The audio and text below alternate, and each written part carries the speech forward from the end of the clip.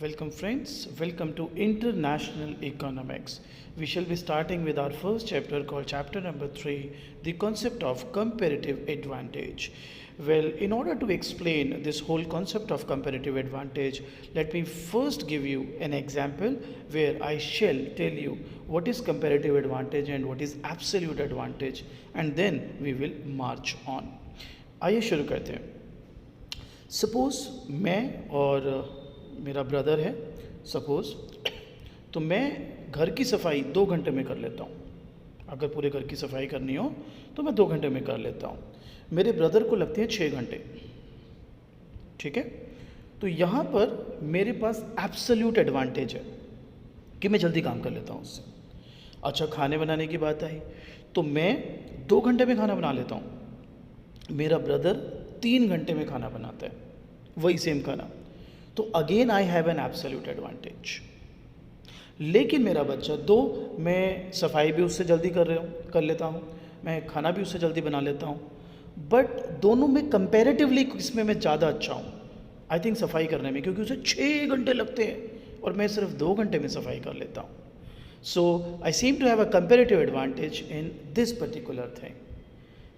तो absolute advantage होते हैं जब अपेरेंटली दिख रहा है कि आप हर चीज़ में अच्छे हो. उससे आप खाना भी जल्दी बना लेते हो, आप सफाई भी अच्छे से कर लेते हो, उससे जल्दी कर लेते हो. आई मीन कंपेरेटिवली अब दोनों में से किस में ज़्यादा एज है आपका? आई थिंक सफाई में. कहाँ वो 6 घंटे में करेगा, आप 2 घंटे में कर लेते हो. लेकिन खाने में no doubt you have absolute advantage.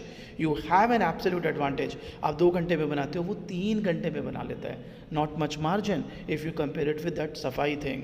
So that's why मेरे बच्चों, कंपेरेटिव एडवांटेज आपको सफाई में है, एब्सोल्यूट एडवांटेज दोनों में है. आइए शुरू करते हैं chapter number 3. So concept of comparative advantage. Suppose USA grows 10 million roses for 14th Feb, that's Valentine's Day. These resources could have produced 1 lakh computers. Well, हमें ये बताया गया कि लिमिटेड रिसोर्सेज हैं, जो कि जायज़ बात है. तो अगर रिसोर्सेज लिमिटेड होते हैं तो आप उनको अगर एक जगह यूज़ करेंगे तो वो दूसरे के लिए वैसे भी नहीं बचेंगे. तो सपोज़ USA जो है 10 मिलियन रोजेस बनाता है, ग्रो करता है, मगर वही रिसोर्सेज से वो 1 लाख कंप्यूटर्स भी मैन्युफैक्चर कर सकते थे. So opportunity cost of producing these 10 million roses will be 1 lakh computers which could have been produced. Now एक और देश है कोलंबिया, वो 10 मिलियन रोजेस बनाते हैं and with the same resources they could have produce 30,000 computers. So यहाँ पे 2 चीज़ें हैं कि ऐसा फ़र्क क्यों आ रहा है. सो हो सकता है जो कि है rather the flowers must be grown in the heated green houses, और in Feb there is summer in Colombia and in winter in USA. And say Colombia workers are less efficient in producing computers than USA. We all know Silicon Valley is in USA.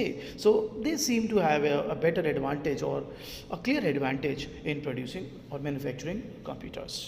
So अब तक हमने ये case देख लिया. अब मेरे बच्चों आगे बढ़ते हैं. Thus the opportunity cost of roses in terms of computers is less in Colombia. Yeah, that makes sense. Because 10 million जो आपके वो थे रोजेस, USA में 1 लाख कंप्यूटर बन सकते थे उसमें, जबकि कोलंबिया में 30,000 कंप्यूटर्स ही बन सकते थे. So this difference in opportunity cost offers the possibility of a mutually beneficial rearrangement of world production. Let now the USA denote all the resources in producing computers and Colombia in roses. क्यों?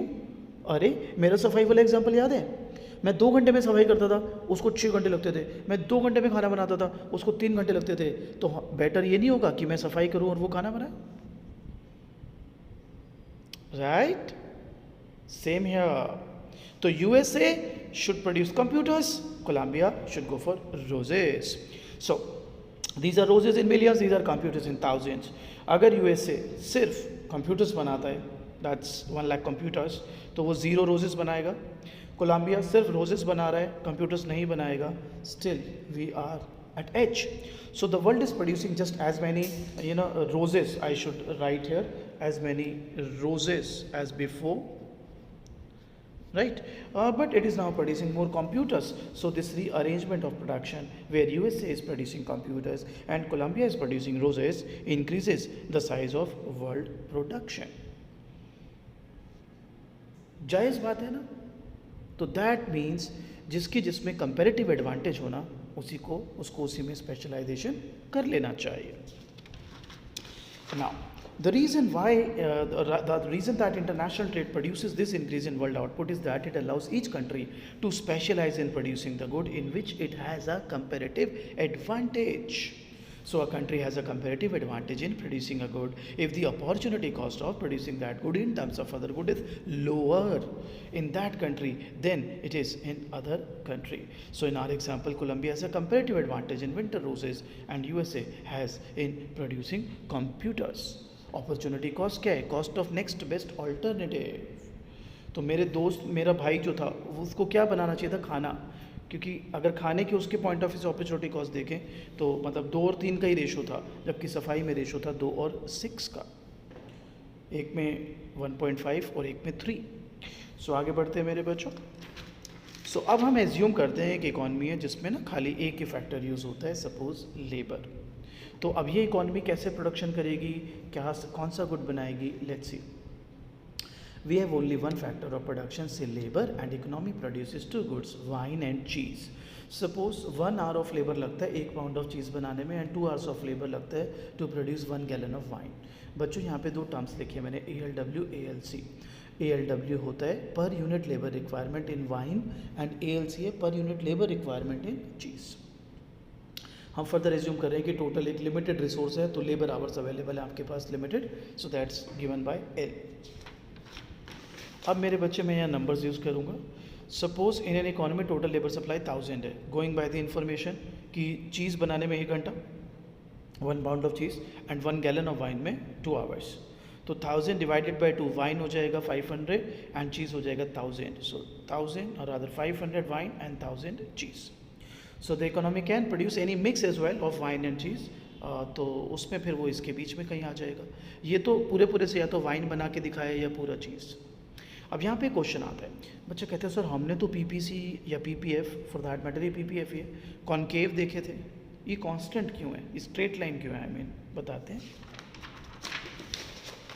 देखिए, so why this PPF और PPC is a straight line?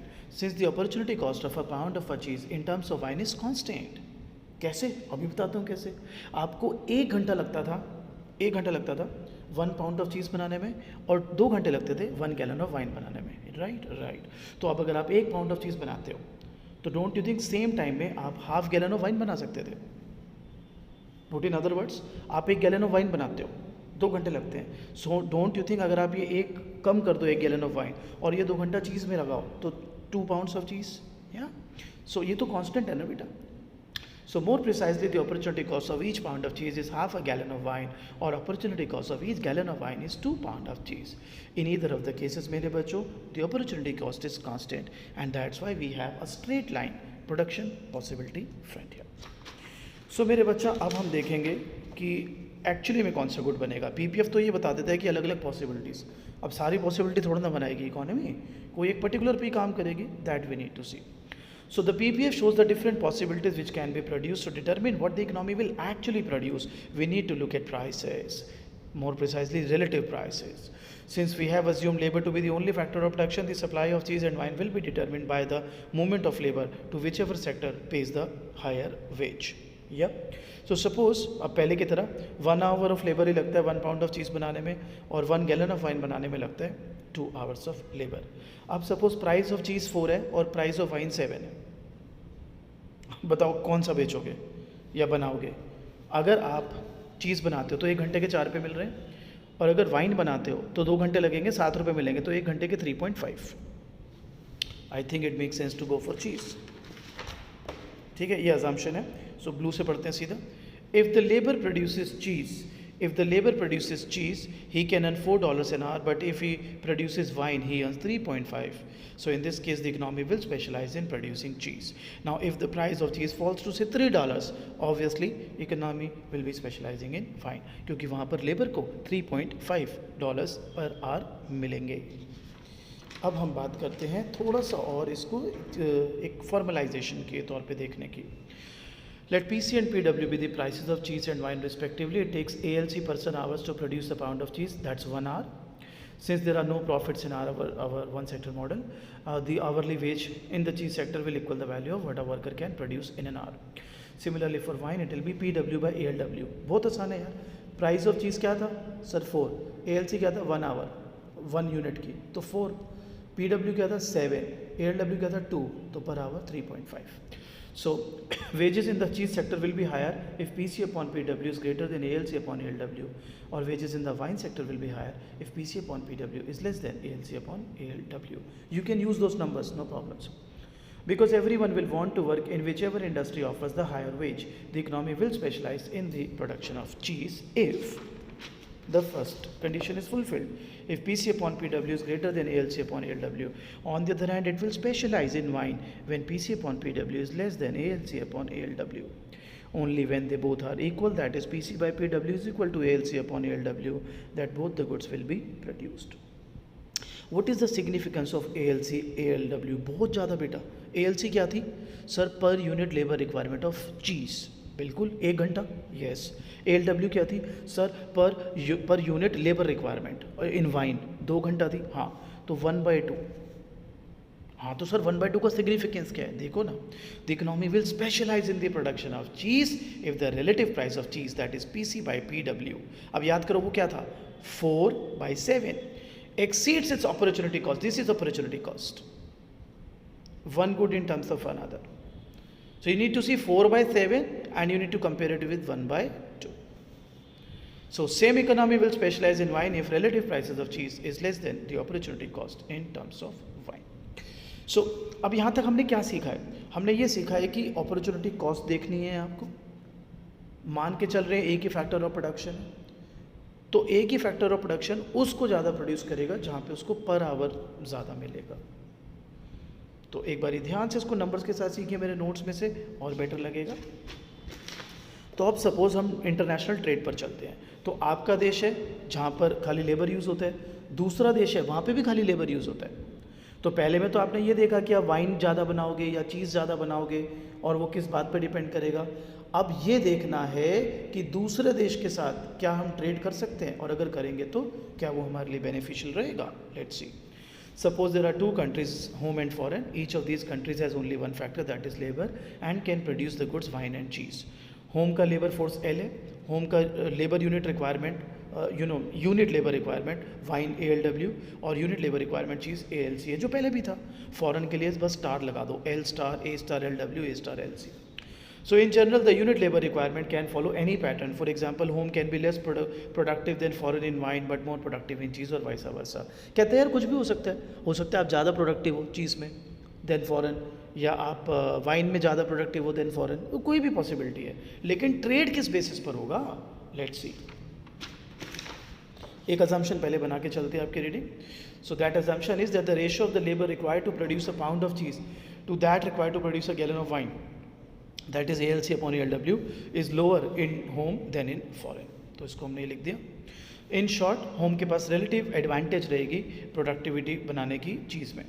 Note this condition under which home has this comparative advantage involve all 4 unit labour requirement, not just 2.